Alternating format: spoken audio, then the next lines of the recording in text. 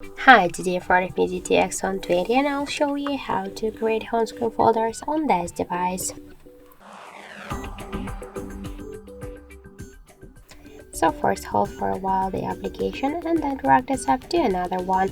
So by this way we just successfully created a new home screen folder. Also we can just add here more applications by press and hold and drag it to the folder.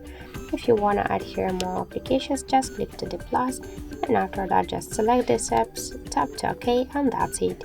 To rename the folder, just click once on the name and enter the new one, for example the apps, tap to OK and that's it. To change the position of the folder in the home screen, you should just hold it and drag it by this way. Also, we can create new screens for the folders just by the same way, just hold and drag it. And to remove the application from here, you should just hold it and drag it to the home screen if you want to stay with this application on the home screen.